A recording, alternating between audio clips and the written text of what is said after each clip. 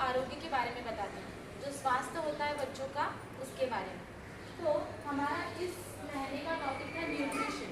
Nutrition मतलब बच्चों को खाने में क्या क्या देना ज़रूरी होता है, उसके बारे में हमने बच्चों को इस महीने में बताया था।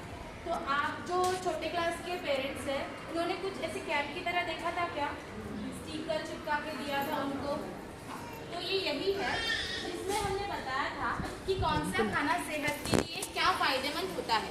तो इसमें हमने बताया था कि जो भी अनाज होता है, रोटी, दाल, चावल और जो कड़धान होते हैं, जो हम रात को भिगो के रखते हैं और सुबह में उसका सालन या फिर सब्जी बनाते हैं, वो खाने से बच्चों का विकास अच्छे से होता है। जो शरीर का विकास होता है वो बहुत अच्छे से होता है और उनकी हाइट और वजन बढ़ने में उनको मदद मिलती है। इसके बाद जो फल होते हैं, फल हम ज़्यादातर जब खाते हैं जब हम बीमार होते हैं।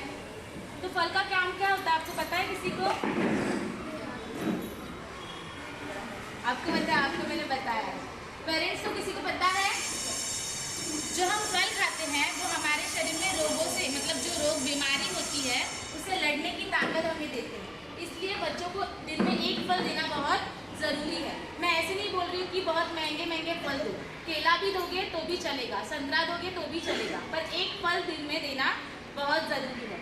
उसके बाद सब्जियाँ। आप बोलते हैं कि हमारे बच्चे सब्जियाँ ज़्यादा खाते नहीं हैं, तो आप जो बनाते हो खाना उसका ढंग थोड़ा बदलो।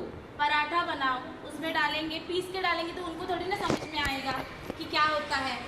तो आप उनको हर एक दिन में एक सब्ज़ी देना बहुत ज़रूरी है। हरी सब्जियाँ खाने से खून बढ़ता है, तो ये आपके लिए भी अच्छा है और आपके बच्चों के लिए भी अच्छा है। उसके बाद है नॉनवेज खाना।